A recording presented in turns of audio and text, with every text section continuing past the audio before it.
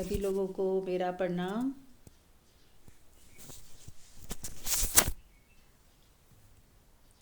सबका स्वागत है और शुरुआत करते हैं सत्संग की।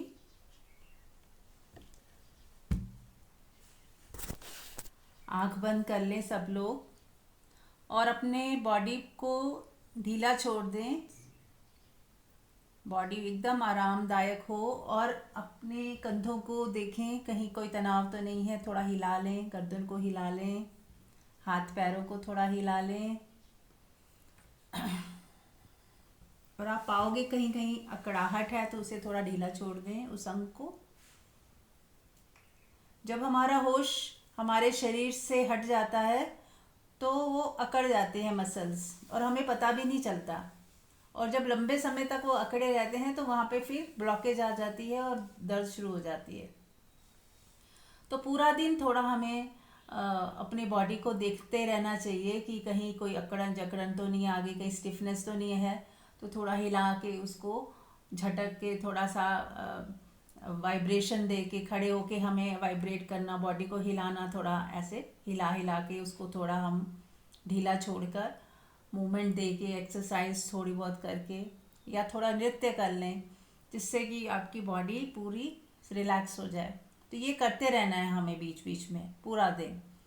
कुछ लोग जो कंप्यूटर पे ज़्यादा काम करते हैं, बैठे रहते हैं एक ही पोस्चर में 3-4 घंटे लंबे समय तक, तो उनका ज़्यादा दिक्कत होती है, गर्दन में स्टिफनेस, कमर में दर्द।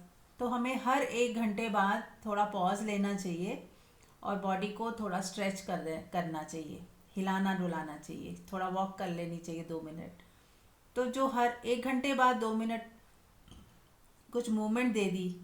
और जो लोग मूवमेंट में हैं, मान लो जो घर गृहस्थी में काम कर रहे हैं, लेडीज़ हैं, अब उनकी मूवमेंट ज़्यादा है, वो कुछ कुछ कर रहे हैं, तो जब एक काम ख़त्म हो जाए तो थोड़ा पॉज ले लें, 5 मिनट का रिलैक्सेशन कर लें।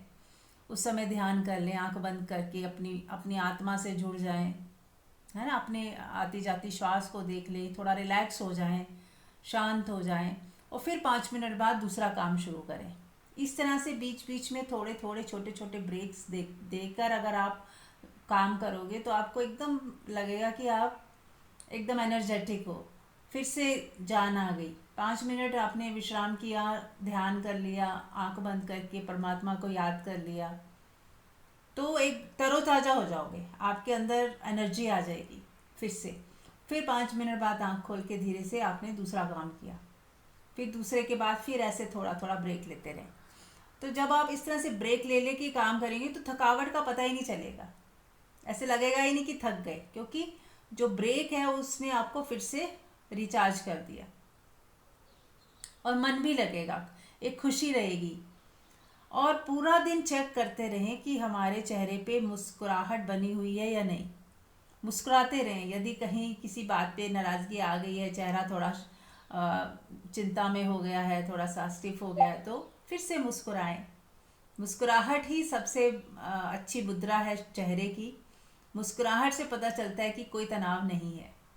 और यदि तनाव है तो भी मुस्कुराना शुरू कर देंगे तो तनाव गायब हो जाएगा। तो हर वक्त मुस्कुराते रहना, खुश रहना, हंसते खेलते नाचते गाते ज़िंदगी बिताना, यही हमारा मकसद होना चाहिए। तो जब आँख खुली है तो हम हंस रहे हैं, खेल रहे हैं, नाच रहे हैं। और हमारा मकसद क्या है लाइफ का? अपनी आत्मा में टिकना, खुद को जानना, स्वयं की ग्रोथ, सेल्फ ग्रोथ, यही हमारे सबके जीवन का मकसद है। तो चलें, आंख बंद कर लें, परमात्मा को याद करेंगे, थोड़ा सर झुका लें, प्रणाम करें। जहाँ भी आपने माथा टेका वहीं परमात्मा के चरण हैं, क्योंकि वो तो कण कण में विराजमान है वो परमात्मा।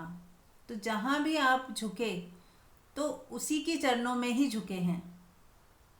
ऐसा नहीं कि कहीं मंदिर में ही परमात्मा है, किसी तीर्थ स्थान में ही परमात्मा है, या किसी बुद्ध पुरुष के अंदर ही परमात्मा है। जो परमात्मा सब जगह है, कण कण में है, वो आपके अंदर है। आपके जो जहाँ आप सर झुकाया है, जिस पृथ्वी के ऊपर, वहाँ पे भी है।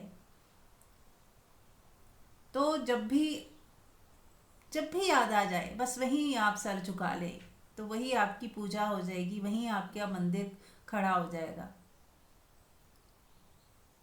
ये पूरी पृथ्वी, पूरी कायनात ही परमात्मा का मंदिर है। और ये जो चांद सितारे दीपक है, यही सितारे जो हैं दीपक हैं। जैसे मंदिर में दिया जलता है, तो ऐसे रात्रि में कितने दिए जल जाते हैं उस परमात्मा की आ, पूजा में, परमात्मा की आरती जैसे हो रही हो। जैसे कोई होता है ना, चवर झुलाते हैं, वैसे ये हवा चल रही है, जिस जो वही क्रिया हो रही है इस हवा से। पूरी कायनात की चवर झुलाया जा रहा है, हवा से परमात्मा के चरणों को हवा दी जा रही है।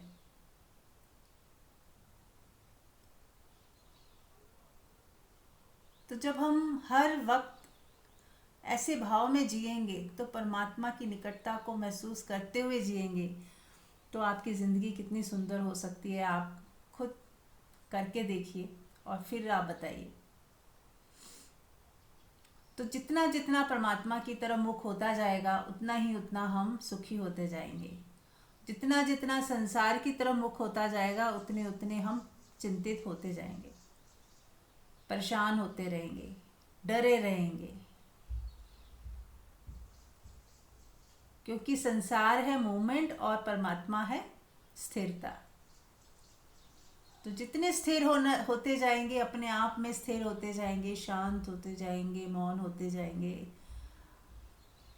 उतने ही हम परमात्मा के नज़दीक आते जा रहे हैं। चाहे वो हमें दिखाई दे ना दिखाई दे, समझ आए ना समझ आए, बस आप शांत हो गए तो आप बस उसी के साथ हो गए। आप मुस्कुरा रहे हो तो वही मुस्कुरा रहा है आपके भीतर। आप और परमात्मा दो नहीं है, एक हैं। सबसे पहले हमें ये समझना है कि परमात्मा और आप दो नहीं हैं। यदि हमने उसे अलग समझा कि परमात्मा अलग, मैं अलग, और मैं भक्त हूँ और वो भगवान है, तो ये दूरी मिटानी बहुत मुश्किल हो जाती है। फिर हम कई जन्म हम ले लेते हैं, क्योंकि हम दो में जी रहे हैं, द्वैत में जी रहे हैं। यदि हम चाह रहे हैं कि मुक्ति हो जाए, तो हमें अद्वैत में जीना शुरू करना है कि मैं और परमात्मा में कोई अंतर नहीं, मेरा होना और परमात्मा का होना एक ही है।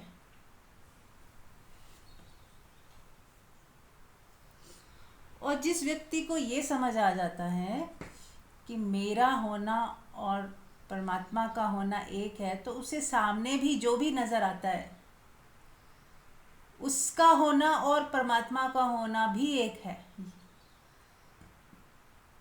तो वो हर व्यक्ति के भीतर छुपा हुआ परमात्मा देखता ही रहता है। इसलिए उसे क्रोध नहीं आता, गुस्सा नहीं आता, लोभ नहीं आता, घृणा नहीं होती, बदले की भावना नहीं होती, क्योंकि उसे लगता है कि इसमें मेरा परमात्मा छुपा हुआ है। यदि मैंने इसको कष्ट दिया, तो कहीं ना कहीं मैं परमात्मा को ही कष्ट दे रहा हूँ। ऐसे भाव आने लगते हैं। और एक भरोसा होता है कि कोई मेरा क्या छीन लेगा, क्या कर लेगा मेरा। जब परमात्मा मेरे पास है, परमात्मा से मुझे सब मिल रहा है जो मुझे चाहिए, तो बाहर से हमारा ध्यान हटने लगता है ऑटोमेटिक। और जैसे जैसे बाहर से हम हटते जाते हैं, वैराग्य से हटना, कोई जोर और ज़बरदस्ती से नहीं, समझ से, व्यर्थ जानते हुए कि ये व्यर्थ है, कूड़ा है। कूड़े को जब हम बाहर फेंकते हैं तो कोई दुख होता है क्या? ऐसे ही जो व्यर्थ है दिख रहा है, जो समझ आ गया, विवेक जग गया कि नहीं ये व्यर्थ है, उसको कूड़ा समझ के फेंक देने से कोई नुकसान नहीं होता, कोई दुख नहीं होता। पर हाँ, अगर ज़बरदस्ती करते हैं हम कि नहीं परमात्मा की तरफ जाना है, तो ज़बरदस्ती हम काटते हैं अपने आप को, तो दुख होता है। तो तब तक हमें कुछ नहीं ज़बरदस्ती छोड़ना, अपने आप छूट जाए। जब अपने आप ही परमात्मा की तरफ जाते जाते विवेक जगता जाएगा, और विवेक जगने से आपकी समझ बढ़ेगी, और उस समझ से जो चीज़ छूट गई तो छूट जाए, और जो ना छूटे तो ना छूटे, चलने दीजिए उसको भी साथ साथ। बस अपना व्यवहार हमें थोड़ा सही रखना है, सबके प्रति सेवा भाव हो, दया हो, ममता हो, करुणा हो, है ना। सबके साथ हम मधुर वाणी हमारी जो सबके साथ जो बात कर रहे हैं हम, किसी के साथ भी, तो इसमें रिस्पेक्ट हो, प्रेम हो, आदर हो, और जो कर कर सकते हैं करें, और जो ना कर सकते हो तो भी कोई बात नहीं, हमारा व्यवहार मधुर होना चाहिए बस। माफ़ी मांग सकते हैं यदि नहीं कर पा रहे कुछ भी, लेकिन हमारा व्यवहार हर हाल में मधुर ही हो, ये हमारी कोशिश रहनी चाहिए। और दूसरा, लालच ना हो हमारे अंदर किसी भी तरह का, कि मुझे बाहर से कुछ नहीं चाहिए, बाहर बस मेरे प्रभु की लीला चल रही है, या मेरा ही प्रोजेक्शन है सारा, मेरा ही पसारा है, मेरा ही क्रिएट किया हुआ सारा संसार है मेरे लिए, तो क्यों ना मैं उसे सुंदर ही बना लूं। जब मैंने ही, मेरी ही क्रिएशन है, तो मैं अपने भीतर का संसार भी सुंदर बना लूं। जो हो अच्छा हो, जो होगा अच्छा ही होगा। तो ऑटोमेटिक आपके अंदर से जो भी विचार उठेंगे वो भलाई के होंगे, कल्याणकारी होंगे, अच्छाई के होंगे, जिसमें आप खुद भी फंसोगे नहीं और दूसरों को फंसाओगे नहीं। खुद भी पोजेस नहीं होगे और दूसरों को भी पोजेस नहीं करोगे। खुद भी लालच नहीं करोगे और किसी को लालच करने नहीं दोगे। खुद भी इंडिपेंडेंट हो जाओगे और किसी को अपने ऊपर डिपेंडेंट नहीं बनाओगे। तो उसके लिए आपको फिर साहस पूर्वक इस जग में जीना होगा। उसमें आपको बहुत कुछ झेलना भी पड़ सकता है, बहुत लोग आपको पसंद नहीं भी करेंगे हो सकता है, क्योंकि जब आप अपनी, आपको कोई दबा नहीं सकता, आपका कोई शोषण नहीं कर सकता, क्योंकि आप भी किसी का शोषण नहीं कर रहे हो। तो हो सकता है कुछ लोग आपको, आपसे नाराज़ हो जाएं या आपको, आपकी निंदा करें, पर घबराना नहीं है, हमें सही रास्ते ही चलते जाना है। तो हर वक्त परमात्मा आपके साथ है, चाहे पूरी दुनिया आपका साथ छोड़ जाए, पर परमात्मा हमेशा आपके साथ है। और हर व्यक्ति को कुछ लोग मिल ही जाते हैं जो उसके जैसे होते हैं, जो उन्हें फिर भी पसंद करते हैं, क्योंकि ऐसा साहस कोई कोई ही कर पाता है कि जो किसी को शोषण भी ना करे और अपना भी शोषण ना होने दे, जो किसी को डोमिनेट ना करे और कोई दूसरा भी हमें डोमिनेट ना कर पाए, उस हिसाब से चलना है। गुलामी करनी भी नहीं है और गुलाम बनाना भी नहीं है, और किसी की गुलामी भी नहीं करनी है। तभी हम सहज और अच्छी ज़िंदगी जी सकते हैं। और यदि कहीं गुलामी करने भी पड़ रही है, तो वो हमारी स्वतंत्रता से लिया गया निर्णय होना चाहिए कि ठीक है, जैसे मान लो किसी को नौकरी करनी है 4-6 घंटे की, तो वो उसकी स्वतंत्रता से उसने निर्णय लिया कि हाँ मुझे करनी है, 6 घंटे के लिए मैं किसी के लिए काम करूँगा, तो उसको गुलामी नहीं कहा जा सकता। गुलामी वो है जो आपकी मर्जी के बिना आपको करवाई जाती है, डरा के, धमका के, तो वो होता है शोषण। जो आप अपनी मर्जी से चुनते हो तो वो शोषण नहीं होता है, वो आपकी स्वतंत्रता है। फिर जैसे पेरेंट्स बच्चों के लिए अपनी फ्रीडम से उनकी सेवा करते हैं, या आप अपनी फ्रीडम से अपने माँ बाप की सेवा करते हो, तो वो फिर शोषण नहीं है। वो आपके, आपका ही फैसला है, आपके, आपका निर्णय है कि नहीं मुझे करना है इनके लिए, मेरा प्रेम है इनके लिए, तो वहाँ गुलामी नहीं है। जहाँ आपकी चाहत जुड़ी है तो वहाँ गुलामी नहीं। जहाँ आपकी चाहत नहीं है और आपको करना पड़ रहा है, कोई ज़बरदस्ती करवाया जा रहा है, तो वो वहाँ आपकी गुलामी हो जाती है। तो वो हमें देखना है कि हमारा स्वतंत्र निर्णय क्या है। हाँ जी, तो चलिए अब आप सबकी बारी है, आप लोग भी कुछ शेयर करें, बताएं।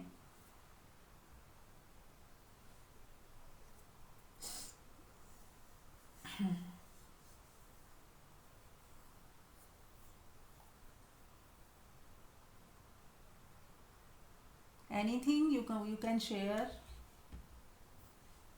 कुछ पूछना है पूछ सकते हैं, बताना है बता सकते हैं।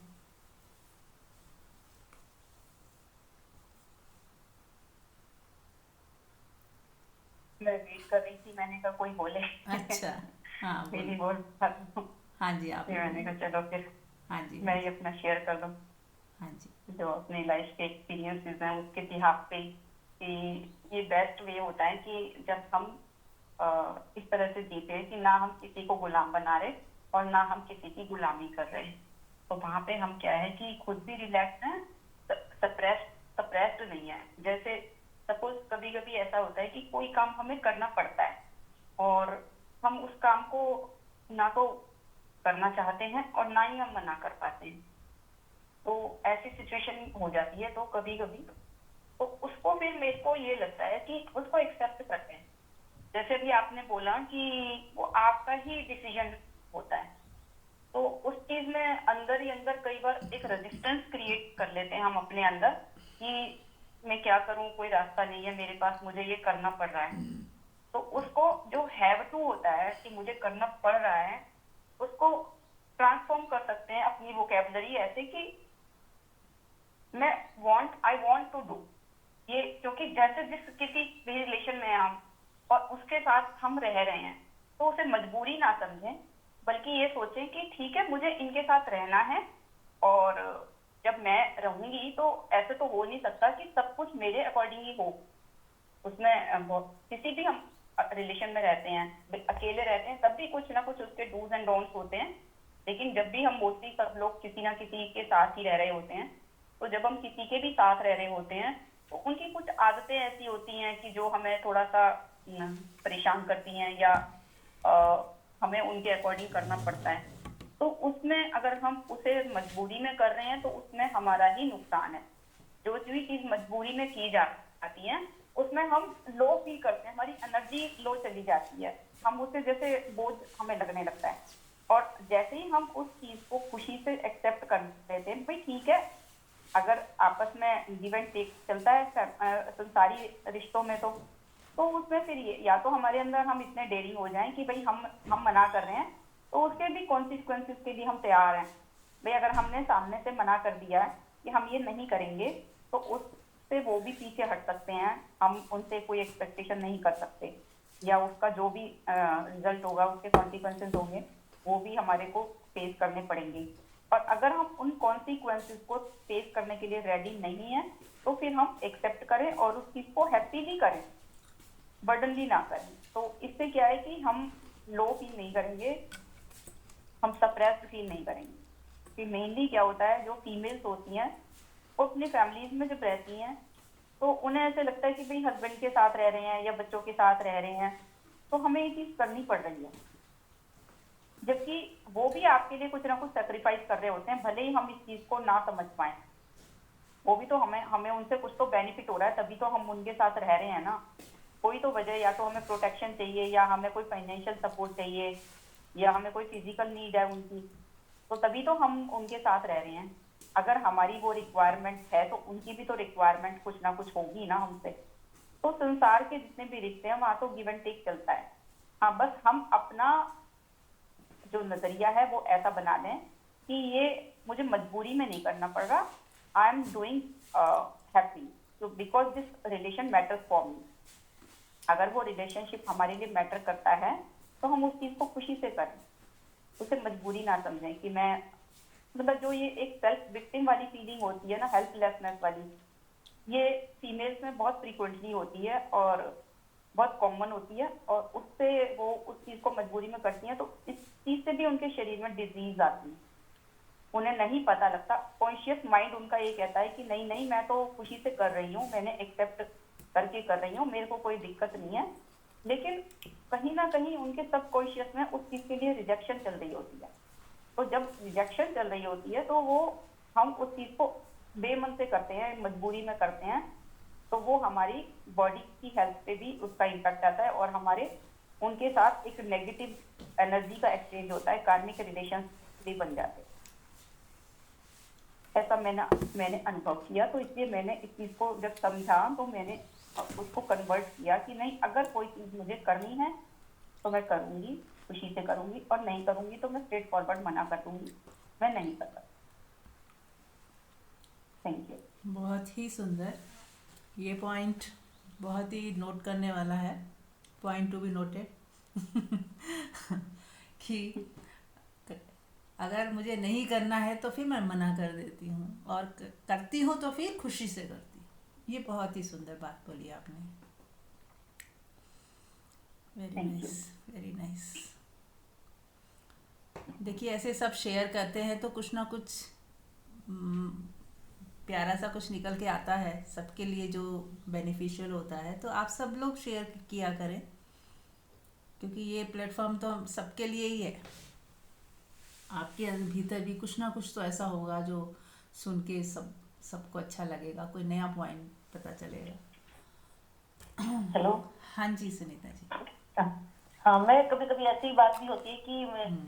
ऐसे कहते कि नहीं एक्सेप्ट करना चाहिए, लेकिन मन नहीं गवाही देता, और लेकिन फिर करना भी पड़ता है, तो मन अंदर अंदर परेशान होता है। तो इस प्रॉब्लम को कैसे सोल्व करें? हाँ मतलब वही वो वही कई तो। बार जबरदस्ती ही हो जाता है, जैसे ना कि जैसे करना ही कोई है, कोई मना नहीं उदाहरण दे, लेकिन क्या उदाहरण दे के बताएं तो फिर शायद ज़्यादा क्लियर कर पाएंगे हम आपको।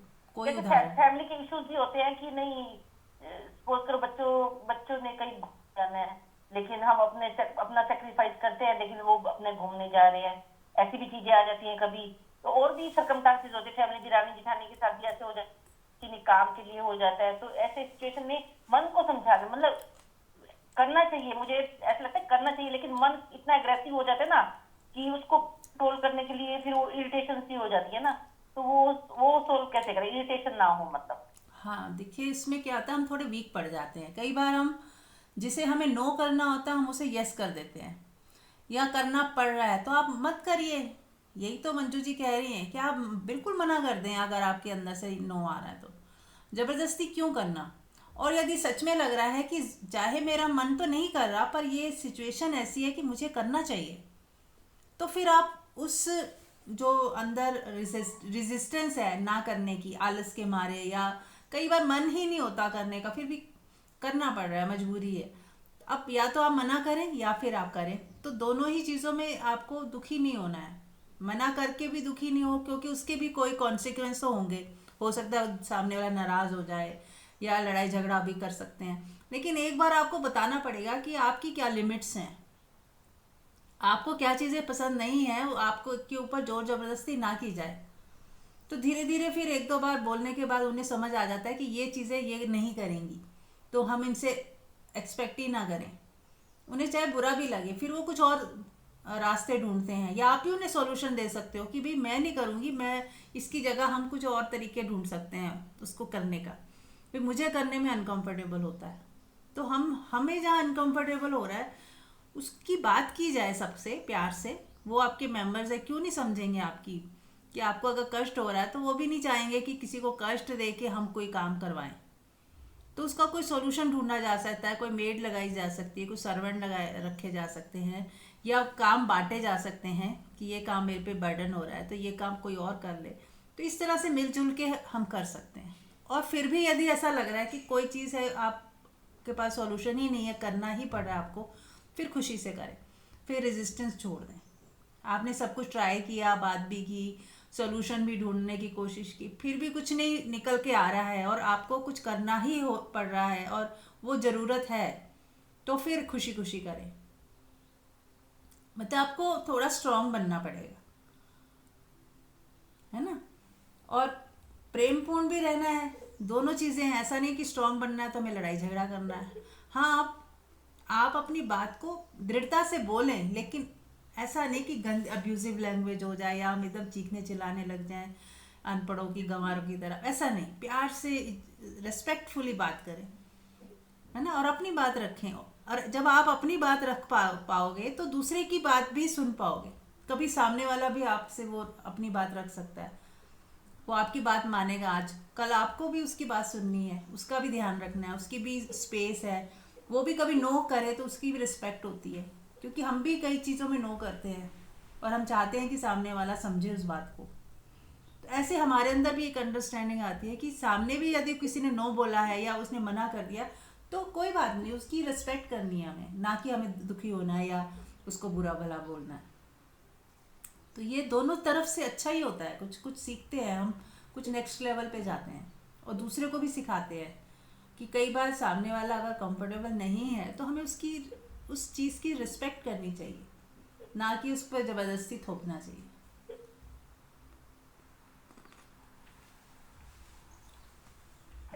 इसके लिए मैं भी कुछ कहना चाहूंगी हाँ इंदु कि बोलो। हाँ, कई बार ना हम लोग यही सोचते हैं कि भाई नहीं, प्रेम वर्ष हम करते रहते हैं, करते रहते हैं, लेकिन कई बार उस मजबूरी का इतना फायदा उठाया जाता है कि हमारी तबीयत भी ठीक नहीं है, शरीर बिल्कुल सहायता नहीं दे रहा है, फिर भी एक इतनी जबरदस्ती कई बार थोपी जाती है।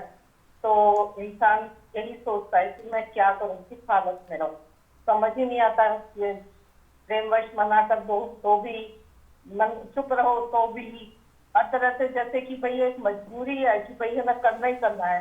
कई बार इस मजबूरी में हम करते भी रहते हैं, लेकिन कई बार फिर ऐसी हालत हो जाती है कि मतलब कर रहे हैं, शरीर से परेशान हो रहे हैं, लेकिन कोई सुनवाई नहीं होती। कई मोस्टली से चांसेस भी होते हैं कई बार। मैं वही कह रही हूँ ना इंदु जी, या तो आप स्ट्रांगली मना कर दें, और यदि मना करना ऑप्शन है ही नहीं तो फिर हंसते हुए करें, खुश होके करें, बस यही है। फिर खुश उसको होके तो करते ही है, बस चाहते ठीक है। हैं खुश होके ही करते हैं, लेकिन है ना कई बार बिल्कुल भी शरीर अलाउ नहीं करता, मैं वही पैर कह रही इतनी हूँ ना। देर खड़े नहीं हो पाते।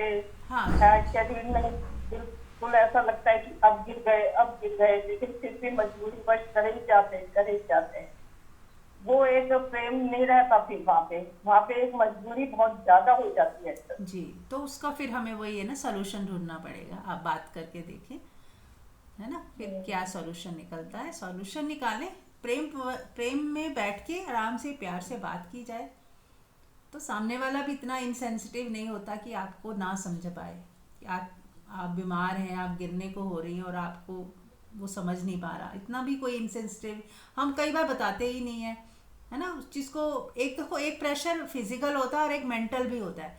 तो मेंटल प्रेशर हम कम कर सकते हैं जितना हम उसको। नहीं, हाँ, ऐसा होता है कोई सुनने को भी तैयार नहीं है, और बिल्कुल भी एक तरह से मतलब कि कुछ भी हो रहा हो, बस हमें तो ये करवाना ही है काम। तो हाँ, उस टाइम कुछ नहीं कर मैं पाते, उस टाइम बिल्कुल हेल्पलेस हो जाते हैं। कोई बात नहीं। अब वही मैं कह रही हूँ कि जब हेल्पलेस हो ही गए हैं तो फिर भीतर से मेंटली तो आप थोड़ा सा पीसफुल रहो कि परमात्मा तेरी मर्जी, अब यही करना है। तो फिर मैं अपने अंदर जो रेजिस्टेंस है उसे हटाकर, वो जो हम अंदर सोच रहे हैं कि मुझे करना पड़ रहा है, मेरी अपने आप को जो हम नेगेटिव थॉट्स दे रहे हैं वो ना दें, कम से कम उतना तो हम कर ही सकते हैं ना। बाहर का जो प्रेशर है और उसके वजह से जो काम है, यहाँ तो कुछ नहीं किया जा रहा है, पर अंदर ही अंदर जो हमारे अंदर दुख पैदा हो रहा है वो तो हम ही पैदा कर रहे हैं। वहां पे आप काम कर सकते हो कि नहीं, कुछ हो जाए मैं दुख नहीं पैदा करने वाली, मैं उसको प्यार से ही करूंगी, ईश्वर तेरी मर्जी। फिर वहां पे थोड़ी और ज़्यादा अपने आप को सहनशीलता बढ़ाना, धैर्य रखना, और ज़्यादा परमात्मा को समर्पित करते हुए काम करना, करके देखिएगा, है ना। हाँ जी।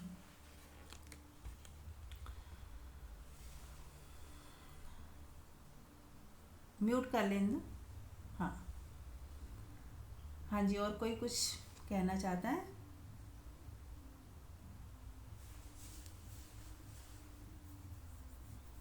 चलिए, तो आगे बढ़ते हैं। सब लोग आंख बंद कर लें।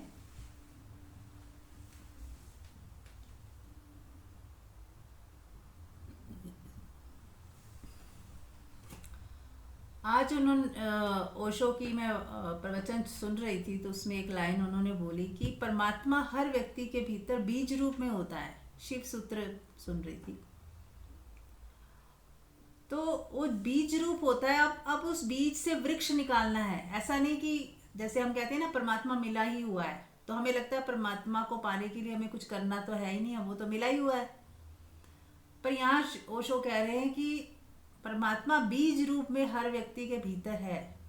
ध्यान करते करते उस बीज से अंकुर अंकुर फूटेंगे, धीरे धीरे वो ध्यान से ही परमात्मा जो है प्रकट होता चला जाएगा। जैसे एक छोटा सा बीज होता है, मिट्टी में हम डालते हैं और फिर उसको खाद पानी देते हैं, तो वो धीरे धीरे धीरे धीरे बड़ा होता होता एक दिन वृक्ष बन जाता है। ऐसे ही ध्यान करते करते, सत्संग सुनते सुनते, धैर्य रखते हुए, शांत रहते हुए, सुकून में रहते हुए, है ना, अपने व्यवहार को अच्छा बनाते हुए। और म्यूट कर लें ममता जी, म्यूट कर लें।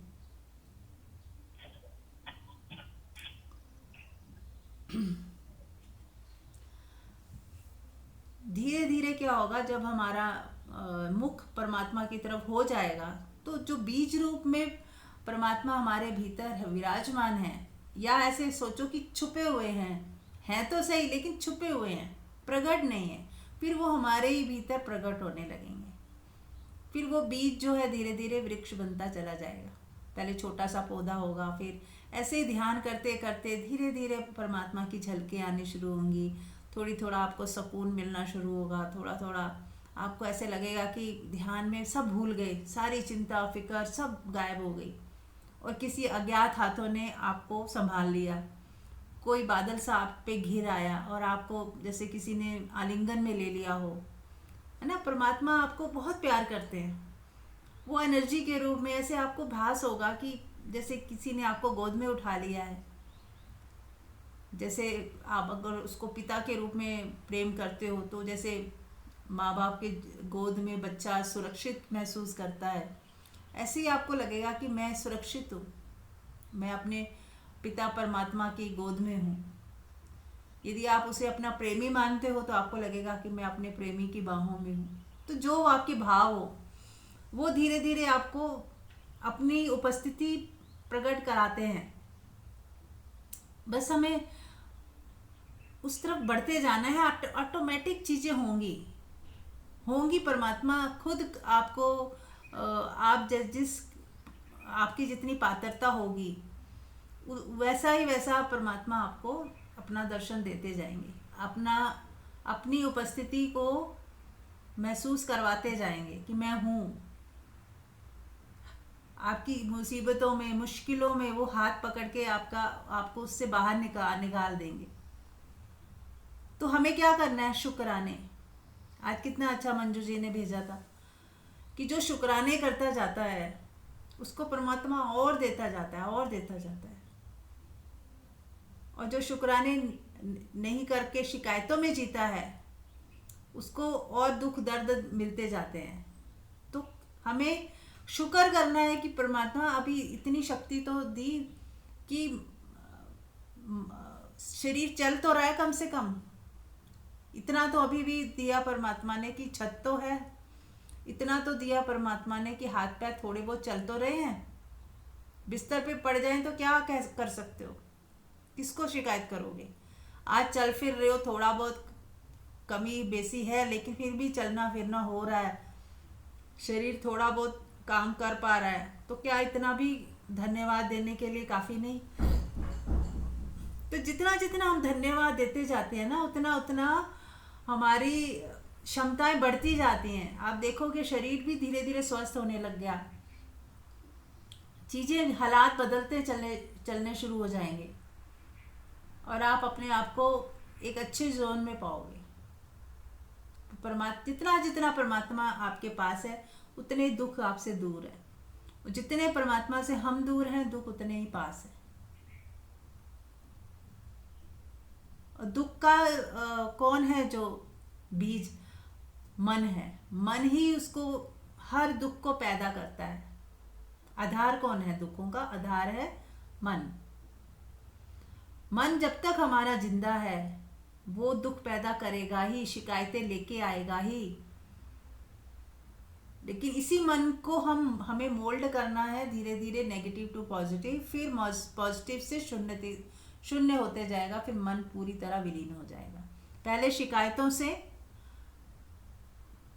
ट्रांसफॉर्म करना है उसे अहोभाव की तरफ, थैंकफुलनेस की तरफ, प्रार्थना की तरफ, शुक्राने निकलें। और फिर धीरे धीरे जब शिकायतें खत्म हो जाएंगी तो अहोभाव की भी जरूरत नहीं, आप प्रार्थना पूर्ण हो जाओगे अपने आप। आपके सब भाव में शुक्राने ही निकल रहे हैं, अलग से भी क्या शुक्राना करना। जब शिकायत ही नहीं रही तो शुक्राने भी खत्म हो जाते हैं, बस आप शून्य की तरफ बढ़ने लग जाते हो बस। लेकिन आपके भाव शुक्राने वाले ही रहते हैं, शब्द खत्म हो जाते हैं बस। फिर आप शून्यता बढ़ती जाती है कि मैं हूं ही नहीं, जो प्रभु इच्छा। फिर वहां समर्पण घटित होता है शून्य में। जब आप नेगेटिव टू पॉजिटिव होते हैं, पॉजिटिव टू शून्य, पूरी तरह जब शून्य हो जाते हैं, मन पूरा विलीन हो जाता है। शिकायत करने के लिए भी नहीं बचा और थैंक यू कहने के लिए भी नहीं बचा। मन बचता ही नहीं जब तब आप पूरी तरह शून्य हो गए, ज़ीरो हो गए। अब केवल आत्मा ही बची। अब आत्मा में आप टिकने लगते हो, जीने लगते हो, आत्मा से जीने लगते हो। फिर आत्मा में क्या है? ना वहाँ दुख है, ना सुख है, समभाव है, शांति है, सुकून है, आनंद है। वो सब फिर आपको प्रकट होने लगते हैं। मन में जब तक होगे तो वो प्रकट नहीं है, वो आपको महसूस ही नहीं होगा। कोई आनंद, कोई शांति महसूस होगी ही नहीं, क्योंकि मन हावी है। जैसे जैसे मन विलीन होता जाएगा वैसे वैसे ही आत्मा जो है प्रकट होती जाएगी। और आत्मा जो है जब पूरी प्रकट हो जाएगी तो आपको पूर्ण रूप से शांति, आनंद, सुकून 24 घंटे। आपको कोई हिला नहीं सकता, आपको कोई दुखी नहीं कर सकता, ना आपको कोई सुखी कर सकता, ना आपको कोई बेवकूफ़ बना सकता। होता है ना, हम लालच में आ जाते हैं, वो सब भी ख़त्म, क्योंकि लालच है ही नहीं। ना कोई आपको ड्रैग कर सकता, ना आपके ऊपर कोई अब ज़बरदस्ती कर सकता। कहीं ना कहीं मन ही होता है जो फंसा होता है, और उसी फंसे होने की वजह से हम भी फंसते चले जाते हैं। पर जब मन पूरा डिसॉल्व हो गया तो सारा फंसना फंसाना सब खत्म। अब आप फ्री हो गए। इसी को कहा मुक्ति। मन से मुक्ति ही मुक्ति है। जब हमारा मन गिर गया, मन से मुक्त हो गए तो हम मुक्त हो गए। अदरवाइज हम बंधनों में ही जीते हैं। चाहे हम कितना ही सोच लें, कितना पैसा आ जाए, रिलेशनशिप हो जाए, सब हो जाए, लेकिन मन में है तो मन तो हमेशा दुखी करता ही रहेगा। वो चैन से बैठने नहीं देगा। शिकायतें आ ही जाएंगी। अच्छा बुरा दिखता है, ये द्वैत में जीता है मन। अच्छा बुरा, फायदा नुकसान, सफलता असफलता, मान सम्मान, ये सब मन के हिस्से हैं। मन डिसॉल्व हुआ तो ये सब गिर जाएगा।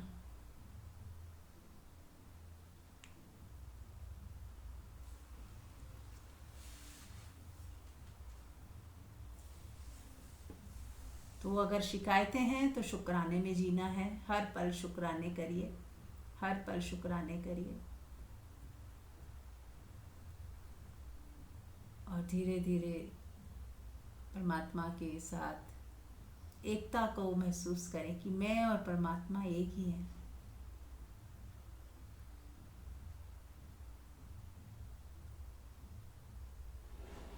इसी को कहते हैं कि दूसरा जन्म।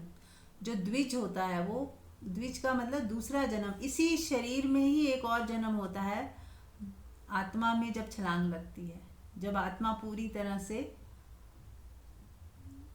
प्रकट हो जाती है और हम उसी में जीते हैं। हम आत्मा होके जीते हैं। जब अभी हम मन होके जी रहे हैं, रिश्तों नातों में उलझे हुए हैं। मन ही है जो हमें संचालित कर रहा है। और जिस दिन मन डिसॉल्व हो गया, अब आप आत्मा प्रकट हो गई, तो ये दूसरा जन्म होता है उसी शरीर में। तब आपकी मेमोरी में तो रहती है सारी चीज़ें, लेकिन अब आप वो पुराने इंसान रहे ही नहीं जो मन से संचालित होता था। अब आप आत्मा में चले गए, जहाँ पे तब आप शून्यता से संचालित हो रहे हैं। पल पल जीना ऑटोमेटिक शुरू हो जाएगा। पास्ट पूरी तरह डिसॉल्व हो जाएगा। फ्यूचर रहेगा ही नहीं, बचेगा ही नहीं। बस मोमेंट टू मोमेंट आपको, आप जैसी स्थिति परिस्थिति हो वैसे वैसा आप चलते जाओगे। कोई इच्छा रहेगी ही नहीं, आप इतने तृप्त हो जाओगे। कोई वासना बचेगी ही नहीं, कुछ चाहिए ही नहीं। वो स्थिति आती है जब आत्मा प्रकट होती है, जब आत्मा में आप जीने लगते हो। जब तक मन है तब तक सब कुछ चाहिए, ये भी चाहिए, वो भी चाहिए, छूट ना जाए। वो डर, फियर सब होता है मन है तो। मन नहीं तो फिर कुछ भी नहीं, सारे डर सब खत्म हो जाते हैं। हाँ जी मंजू, कुछ कहना है? नहीं, मेरा बीच में फोन था ना, मैंने दोबारा से ज्वाइन किया है। ओके ओके अभी मैं करी थी। Okay okay. चलिए, तो अभी किसी ने कुछ पूछना है तो पूछ सकते हैं।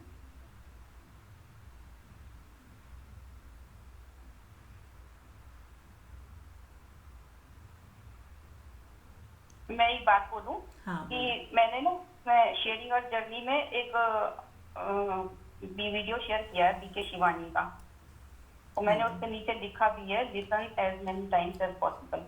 हाँ जी। तो सबसे रिक्वेस्ट है कि उसे सुनेंगे तो आपको बहुत ही ज्यादा अच्छा एकदम से फील होगा। अच्छा मतलब इन द सेंस कि आप अनबर्डन्ड से फील करेंगे, और आपको एक वो बहुत से फॉर्मूले हाथ लगेंगे कि कैसे हम अपने शरीर की हीलिंग कर सकते हैं। उसमें लिखा हुआ है मन से करें बीमारियों को ठीक। तो जो हमारा मन है वो बहुत सारी चीजों को बोझ की तरह से लेके घूम रहा होता है, पर हमें पता नहीं लगता। हम सोचते हैं कि नहीं नहीं हम तो माफ कर चुके हैं, हम हमारे अंदर कोई बोझ नहीं है, लेकिन वो सबकॉन्शियस में बहुत कुछ पड़ा होता है। तो उसके लिए वो बहुत ही अच्छा था। मैं सुबह सुन रही थी तो मैंने इससे शेयर किया।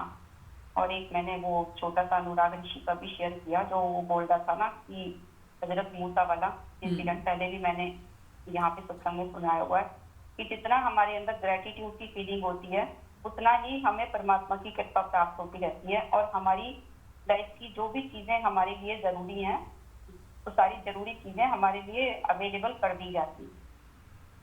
तो ये बार बार हम इस चीज को बोलते हैं, लेकिन उसको सुन के उनका थोड़ा सा जो वे होता है बोलने का, प्रोफेशनल लोगों का थोड़ा सटीक सा होता है, तो मैंने कहा चलो शेयर कर देती हूँ। मैंने भी उन्हीं से ही सुना था जब मैंने बाद में शेयर की थी। तो यही बोलना था बस। Thank you. जी। चलिए, तो और कोई कुछ कहना चाहता है? हाँ जी शिवानंद जी। प्रणाम। प्रणाम। ये मन के बारे में भाव एक ही होता है, लेकिन अलग अलग शब्दों के द्वारा जो उसके बारे में कुछ विश्लेषण किया जाता है, तो उसका सामान्य स्तर में भाव थोड़ा सा दुविधा और द्वंद्व वाला हो जाता है, कंफ्यूजन वाला। जैसे मन के बारे में बताया जाता है मन को मारना, मरना या खत्म हो जाना।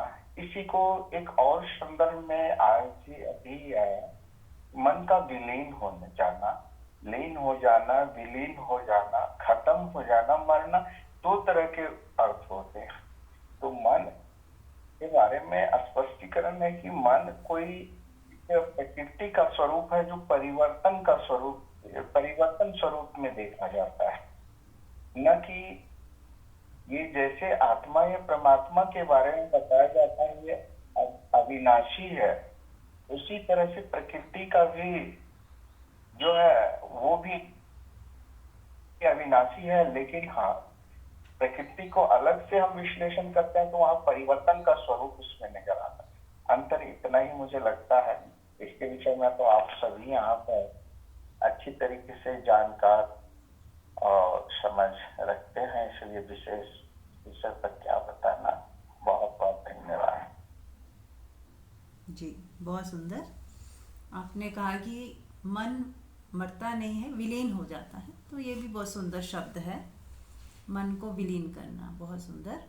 और आपने एक बात और कही कि जैसे परमात्मा शाश्वत है, ऐसे प्रकृति भी शाश्वत है लेकिन परिवर्तनशील है। तो ये बहुत अच्छी क्लैरिटी आपने दी, थैंक यू। तो इसीलिए कहा ना कि ये जो संसार है पूरी तरह से असत्य नहीं है, क्षणभंगुर है, लेकिन असत्य नहीं कहा जा सकता इसको, क्योंकि क्षणिक सत्य है। इस पल में जो सामने है वो सत्य है पूरा, लेकिन हम उसके ऊपर जो कहानी गढ़ते हैं वो असत्य है।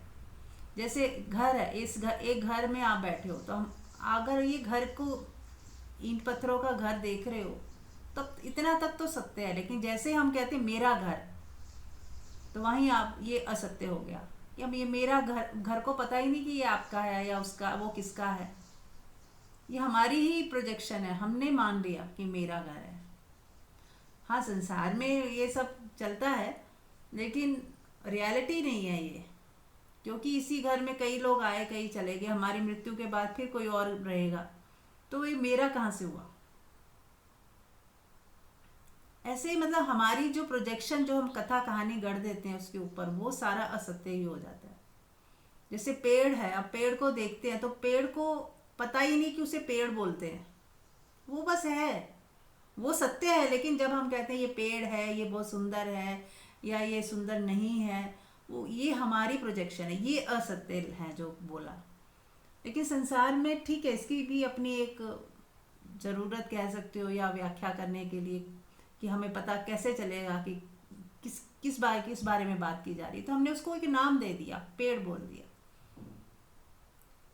तो वो एक व्यवहारिक सत्य है, लेकिन वैसे देखा जाए तो ये सब हमारा ही प्रोजेक्शन है।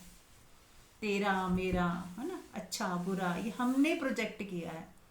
कोई चीज़ जो मेरे लिए अच्छी है दूसरे के लिए अच्छी नहीं है, तो अच्छी कैसे हुई? सत्य तो ना हुआ, पूर्ण सत्य तो ना हुआ। जो मेरे को पसंद है किसी दूसरे को पसंद नहीं है, तो वो हम उसे सत्य नहीं कह सकते। जो हमारी प्रोजेक्शन है वो सारी पर्सनल है हमारी। सत्य वो है जो सबके लिए एक जैसा है,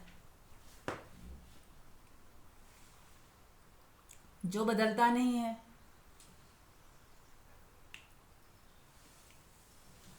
और जो हर जगह है। इस तरह से सत्य की व्याख्या की गई। पर फिर भी टेम्परेरी सत्य में भी हम ये कह सकते हैं कि जो जैसा है उसको वैसा देख लें बस, तो वो सत्य में ही काउंट होता है कि इस पल का ये सत्य है। और जैसे ही अगला पल आएगा फिर वो कुछ और हो जाएगा, कोई दूसरा सीन आ जाएगा। ठीक है, तो ये भी बदलता हुआ सत्य कह सकते हैं, क्षणिक सत्य है, आता है जाता है, पर है फिर भी सत्य। इसको झुठला नहीं सकते आप। अगर किसी को चोट लगेगी, खून बहेगा, तो आपको हॉस्पिटल भागना ही पड़ेगा उसको लेके, या दवाई लगानी ही पड़ेगी। भूख लगेगी, खाना खाना ही पड़ेगा। तो ये शरीर को कितना मर्जी हम असत्य बोल लें, लेकिन असत्य अभी के लिए तो सत्य है। इस क्षण के लिए, इस क्षण तो है ना वो मौजूद। तो उसको भूख भी लग रही है, प्यास भी लग रही है, चोट भी लगती है, कभी दुख सुख भी होता है, कष्ट भी होता है। तो सब सत्य ही है इस वक्त, इस क्षण का सत्य है। कल हो ना हो, पर इस क्षण में ये सत्य है। तो इसको क्षणिक सत्य बोलते हैं। एक परमानेंट सत्य है जिसको परमात्मा बोला जाता है, ये जो सदा एक जैसा ही रहता है, जिसमें कोई भी परिवर्तन नहीं होता। राइट। तो अब हमें प्रैक्टिस क्या करनी है फ्रेंड्स? हमें डे टू डे लाइफ में प्रैक्टिस ये करें कि कथा मुक्त जीवन जिएं। जितना हो सके प्रोजेक्शन, टिप्पणियाँ, कहते हैं टिप्पणी करते रहते हैं, कुछ ना कुछ सोचते रहते हैं, अर्थ का अनर्थ करते रहते हैं। किसी ने कुछ कहा, हम उसके 4 मीनिंग निकाल के कि आपने ये इसलिए बोला, अपने मन से ही जोड़ लेते हैं कि इसने मेरा अपमान कर दिया, या इसने मुझे ये कर दिया। उसका कोई मतलब था भी नहीं, उसने ऐसे ही बोल दिया था, और हम उसके कई मतलब निकाल लेते हैं। तो वो मतलब किसने निकाले? किसी ने तो मेरी बेइज्जती कर दी, इसने तो मुझे खराब समझा। ये हमारा ही मन है जो प्रोजेक्ट करता है। ये सब हमारा ही क्रिएशन है, इसको हटा दें बस। जैसा है बस वैसा, उतना ही, जितना दिख रहा है उतना ही देखें, तो बहुत सारे मन की प्रोजेक्शन से हम बच जाएंगे। ज़्यादा मत सोचें, ऐसा हो गया तो, वैसा हो गया तो, कितना मन सोचता है। कथा कहानियाँ, वो सब अगर हम बंद कर दें तो बहुत हम मौन में जाने लगेंगे, शांत होने लगेंगे। तब बात करने को ही कुछ नहीं रहेगा। किसी ने कुछ कहा, वहीं डिसॉल्व हो गया। आपने कोई कथा कहानी बनाई नहीं, सोचा ही नहीं उसके ऊपर। 4 चीज़ें वो एक बोलता है, 10 चीज़ें हम सोचते हैं। कुछ भी सोच लेंगे, अच्छा या बुरा। तो अपनी तरफ से कुछ क्रिएशन ना करें, बस जो जैसा है वैसा ही देख लें और वही छोड़ दें। तो आप मौन में जाते जाओगे, आपकी ज़िंदगी कुछ अलग ही तरीके से शांत और सुकून वाली हो जाएगी। ज़्यादा पचड़ों में पड़ोगे ही नहीं, बिल्कुल जैसे कहते हैं ना, निर्लेप जीना शुरू हो जाएगा, कमलवत। बहुत अति आवश्यक होगा तभी आप इन्वॉल्व होगे, नहीं तो आप साक्षी भाव में आ जाओगे। साक्षी भाव का वही मतलब है कि देखता तो है, इन्वॉल्व नहीं होता। जान सब कुछ रहा है, लेकिन जानते हुए भी अनजान है। वो डिसॉल्व, मतलब वो, उसको कोई फर्क ही नहीं पड़ रहा। बस वो दृश्य देख रहा है और मुस्कुरा रहा है और अपनी शांति में है, अपने सुकून में है। कोई पूछता है तो राय दे देता है, अगर उसे कुछ समझ आता है, उसका विवेक अगर जागृत है तो कुछ बता सकता है। लेकिन अगर कोई नहीं पूछ रहा तो शांत रहता है अपनी मस्ती में। तो ऐसे वो धीरे धीरे अनटच्ड, हम अनटच नहीं रहे। कोई बात करना शुरू करता है तो हम 10 और बातें बोलते हैं, उसकी बात ख़त्म भी नहीं होती, एक लाइन होती है, हम दूसरी लाइन खुद ही बोलने लग जाते हैं, उसे वो बोल ही नहीं पाता, इतना बोलते हैं हम लोग। तो हमें धैर्य रखना है, मौन रहना सीखना है, शांत बैठ के दूसरे की बात चुपचाप यदि सुन लेते हैं और कुछ सोचते नहीं, कोई उसकी व्याख्या नहीं करते, खाली मन से, जैसे कि कोई स्टैचू हो और सुन रहा हो, वैसे सुन ले। और आप इतने अवेयर हो तो आपको सब पता चल रहा है वो व्यक्ति कहाँ से बोल रहा है, क्यों बोल रहा है, क्या चाहता है, लेकिन आप फिर भी चुप ही रहते हो, शांत ही रहते हो, जब तक कि वो सच में ही नहीं चाहता कि आप कुछ बोलें, आप नहीं बोलते। बस हो सकता है वो सिर्फ खाली अपना मन को खाली करने के लिए बोल रहा हो, बस सुन लें। वो खाली हुआ चला गया, आपने उसे अपने अंदर नहीं लिया। यदि आप सोचने लग जाओगे तो आपने उसको सारा अपने अंदर ले लिया।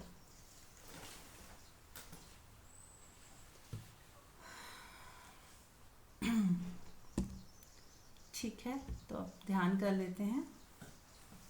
किसी ने कुछ कहना है?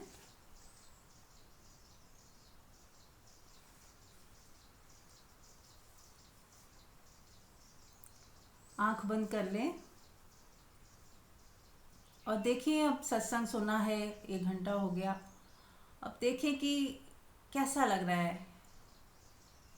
सत्संग सुनते सुनते भी हमारे जो मैल होती है, धूल मिट्टी होती है, वो सब झड़ने लगती है।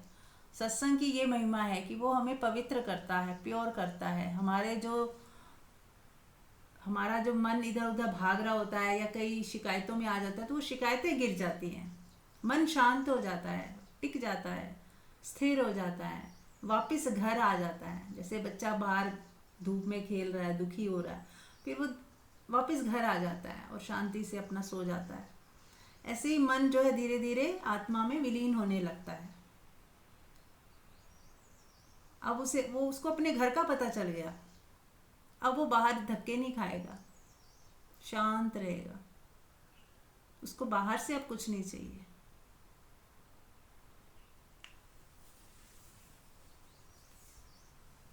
तो आंख बंद कर लें, अपने मन को अपनी आत्मा में विलीन होने दें, अपनी आत्मा को सुने, अपनी आत्मा को पहचाने। जो निराकार रूप में आत्मा है, जो सब जगह विराजमान है, हर व्यक्ति के अंदर भी है,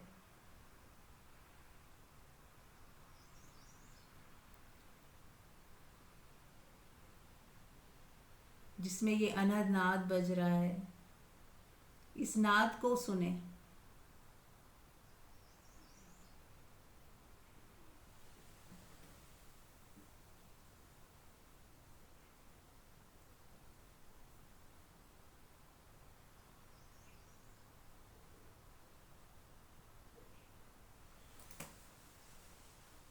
ये जो नाद सुनते सुनते आप शांत होने लगते हो, इस नाद से, इस नाद रूपी परमात्मा से, या आपकी खुद की आत्मा है ये आपकी आत्मा का होना है, नाद स्वरूप और प्रकाश स्वरूप। इसी में प्रकाश रमा हुआ है और इसी में अनहद नाद है जो गूंज रहा है।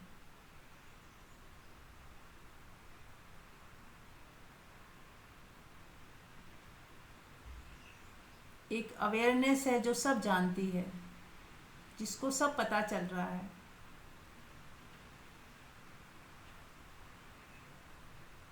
लेकिन वो अकर्ता है, आपकी आत्मा जो है अकर्ता है,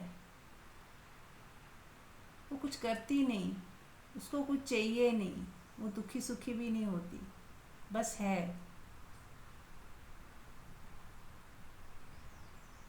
इस अनहद नाद को सुनते सुनते, अपनी मौजूदगी को महसूस करते हुए,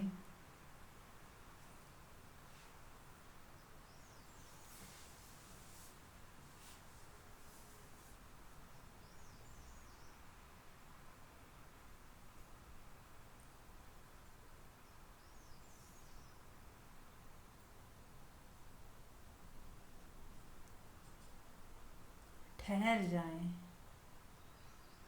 शांत हो जाएं।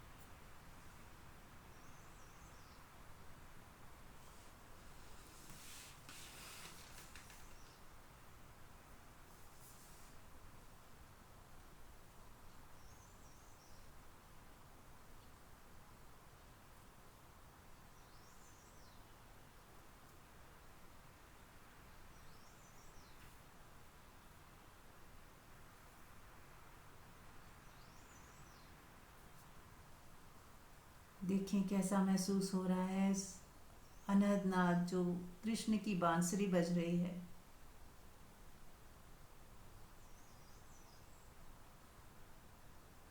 आपकी आत्मा जो सदा संगीतमय है, नाचती गाती हुई है।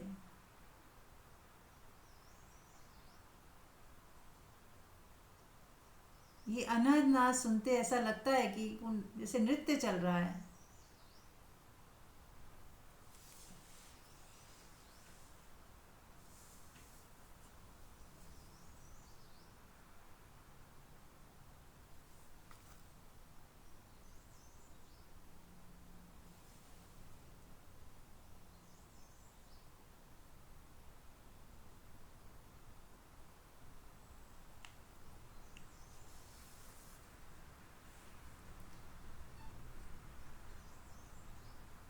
चेहरे पे मुस्कुराहट लेके आए, बहुत ही श्रद्धा और प्रेम से सुने। आप स्वयं से ही मिल रहे हो। आपका होना, परमात्मा का होना, आत्मा का होना, ये एक ही बात है। कहने के अलग अलग ढंग हैं।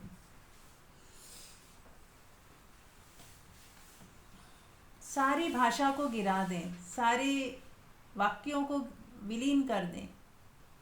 भाषा जो है बहुत ही मजबूर है, वो सत्य नहीं बता सकती। सत्य तो आपको खुद ही चखना होगा, बिना नाम दिए। उसको कोई नाम ना दें। तेरा भी ना कहें, मेरा भी ना कहें, आत्मा भी ना कहें, परमात्मा भी ना बोले, मैं हूँ ये भी ना बोले, कुछ बोले ही ना, सोचे ही ना, जाने ही ना। बस जो भी प्रतीत हो रहा है होने दें।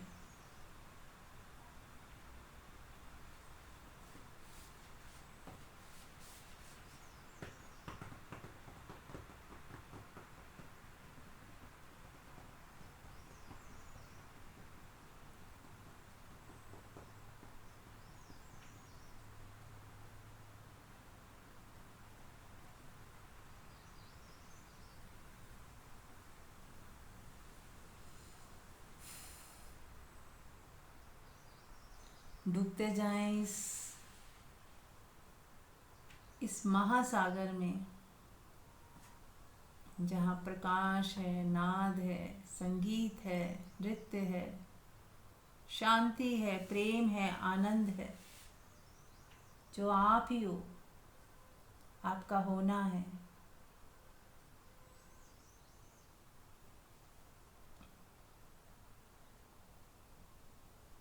जब शरीर गिर जाएगा तो आप इसी में विलीन हो जाओगे, इसी नाद में खो जाओगे हमेशा के लिए।